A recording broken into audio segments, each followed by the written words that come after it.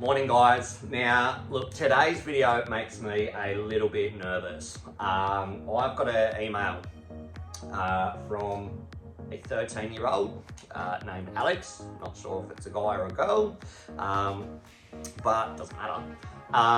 But it says, "Hi Nick, my name is Alex and my mum is in real estate and follows you on LinkedIn and said I should contact you. I'm 13 and I'm in high school, but I want to start a business. Mum suggested I reach out to see if there's anything you could help me with. I'm really good at art and drawing, so I'm thinking of making greeting cards and painting. I've done work for my mum with Christmas cards last year and a lot of people said they were good. I've also done face painting at parties too. Is there any advice you can give me to get started? We will pay you. Is social media a good start to promoting my work? Thank you for taking the time to read my email." So I loved it and I'm scared because obviously giving advice to a 13-year-old or guidance to a 13-year-old is pretty heavy.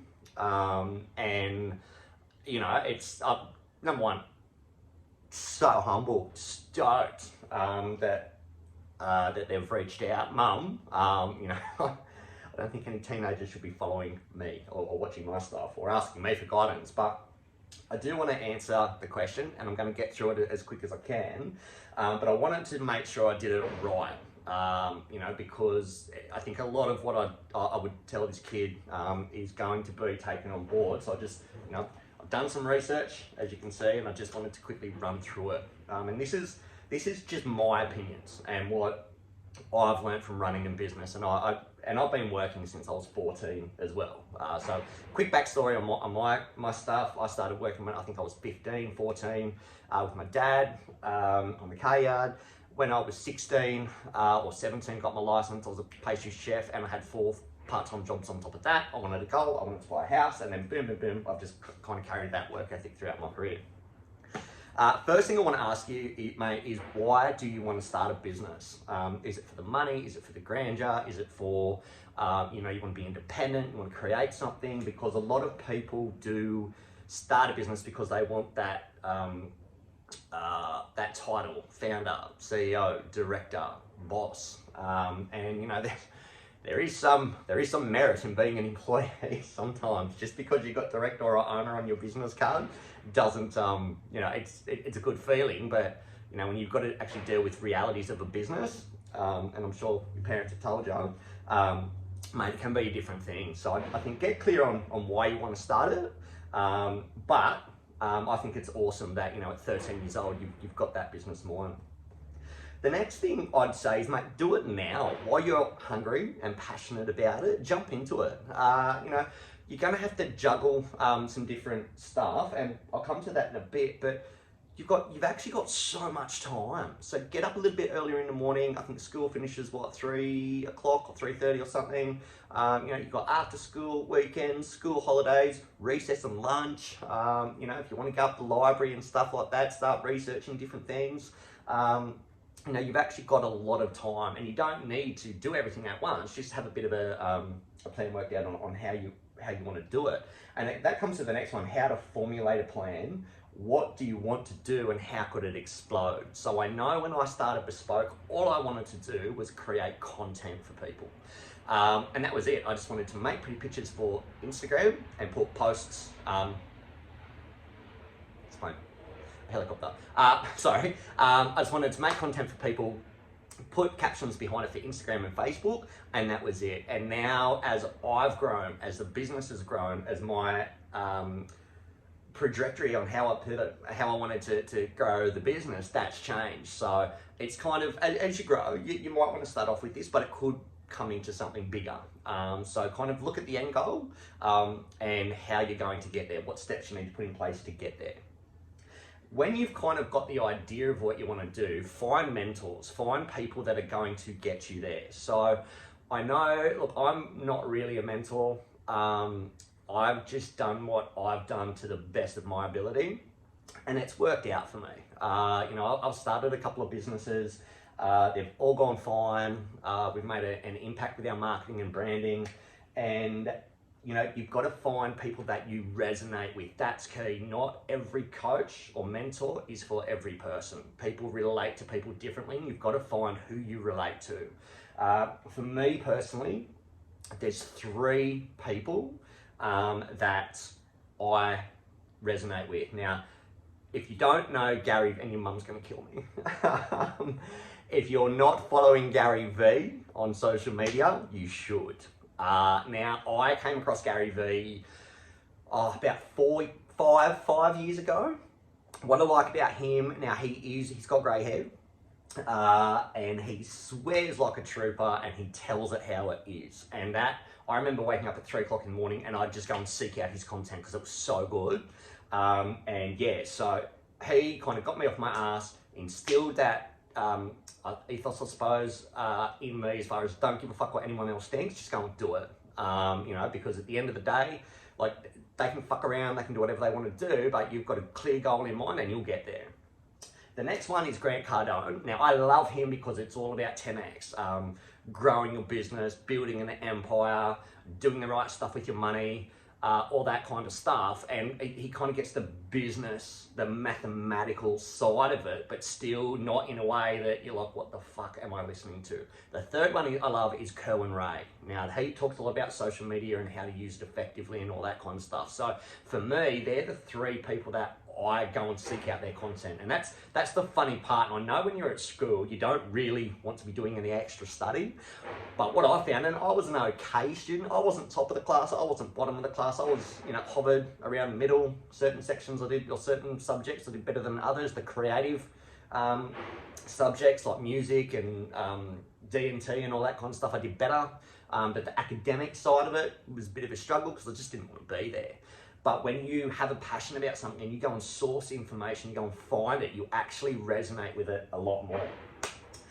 Join a creative group or an institute. So if you're wanting to do artwork and drawing, and I apologize for that noise, I don't know what they're doing.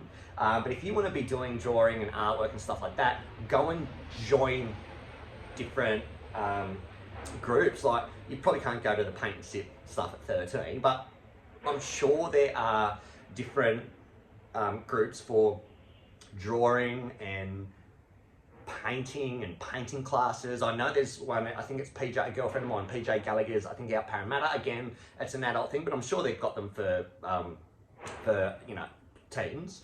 The other thing, just quickly on top of that, coming back to you never know where it's going to go. I actually had this idea, and I just haven't had time to play with it yet, but writing a kid's book. Now, a lot of these kids' books, they're drawings in there. So I know you're talking about greeting cards and doing face painting and painting in general, but this is where it could actually go to. Remember The Simpsons? I don't know, maybe you don't remember The Simpsons, but a lot of the cartoons, especially that I grew up watching, started as they were drawings that they just, the flip book or, you know, computer generated, whatever it is. But a lot of these cartoons start off as drawings, so you just don't know where your mind at the moment can actually take you. And if you're really good at it, put the time in and get really good, then you can start pitching it to different publishers and stuff like that.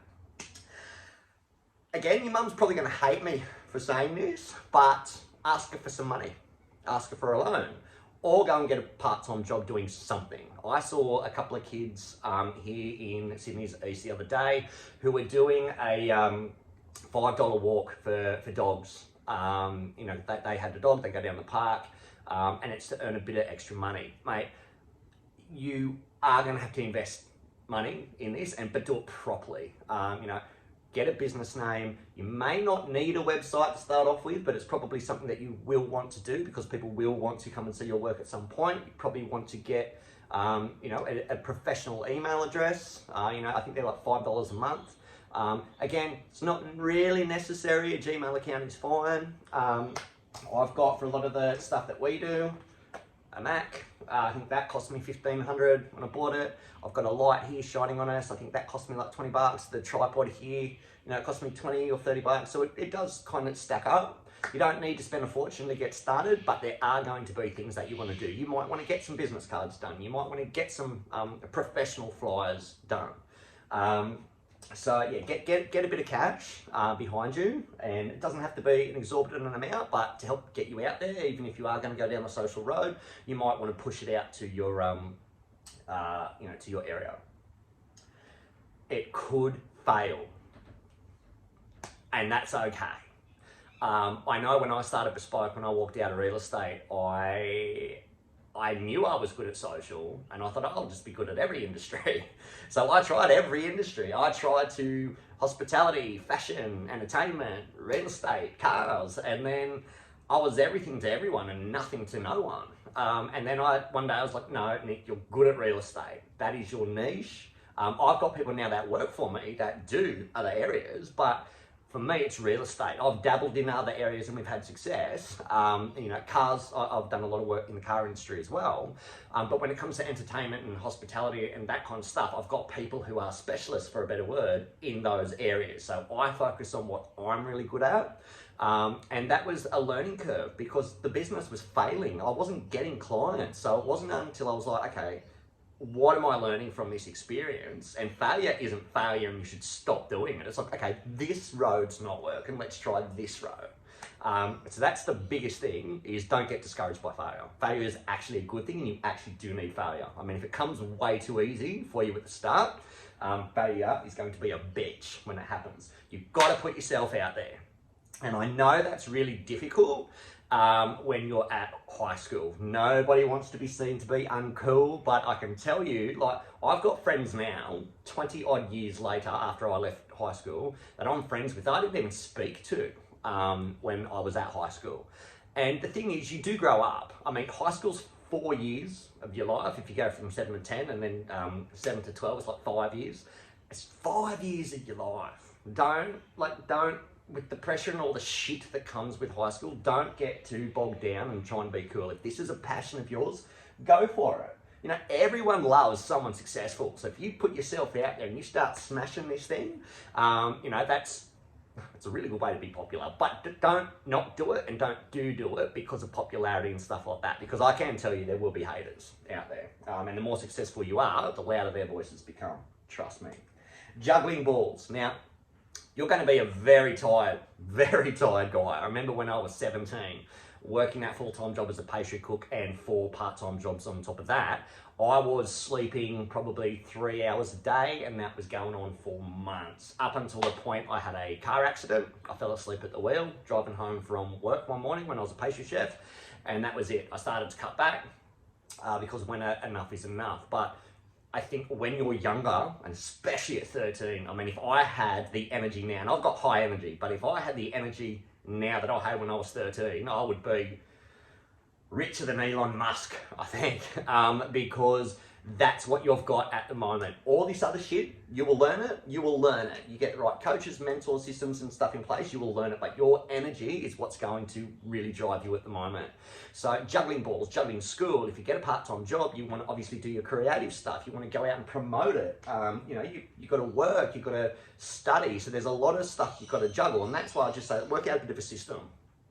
When do you study, but make time for it. So if you're going to study or be creative, for me personally, I like getting up at 3, 4 o'clock in the morning because I get a lot of work done, emails and shit like that, or creative stuff that I can go into with a clear headspace before the phone starts ringing. So do that. Pay attention in certain classes. Now, like I said, not every class was for me. Science, wasn't really a fan. Maths, sorry, Mrs. Williams, I know you're patient with me, wasn't really a fan. I just didn't see how Pythagoras' theorem was going to help me. I knew that I was a bouncy kid. I knew I had high energy. I knew I was leaving school at the end of year 10. I knew I was going to be a worker at that point in time. And I just didn't see that science and mixing fucking chemicals and cutting up toads was going to benefit my life. But the courses that I really did do well in, I did well in food tech, or what do you call it, home economics. And you know, I was a pastry chef for 5 years, so I was good in the kitchen. Music, I loved music at school. Went on to write, produce, record and sing songs, put out singles, stuff like that. That was all fun stuff, but it was the creative stuff that kind of brought me through to today. Like that, I had that creative mind, that's what I wanted to do. So those classes I really excelled in. And if you can't find classes like that, go and join some. There's a lot of online courses that you can do. Go and seek those out. And last point, mate, don't be afraid. Just get going. you've got time on your side, you've got the energy, you know, it's awesome that you've got this thing. It could be a slow burner and it could explode out of nowhere. There's a lot of young kids who become billionaires and entrepreneurs, I can never say that word right, that have just done it, but do it properly. You know, get systems in place, but above all, enjoy what you do. I know there's some days when, you know, here, even though I love what I do, sometimes it becomes our job. And that's the thing, sometimes it will become a job. But remember why you started. I still love what I do. I love seeing, you know, the reaction on people's faces when we get results and stuff for them. And yeah, mate, I don't know if that helps or not at all. I hope it does. I hope it adds some value. I am always here. You can call me anytime, email me anytime, and I would be more than happy to help you get started. Cheers, Alex, and thanks for your email.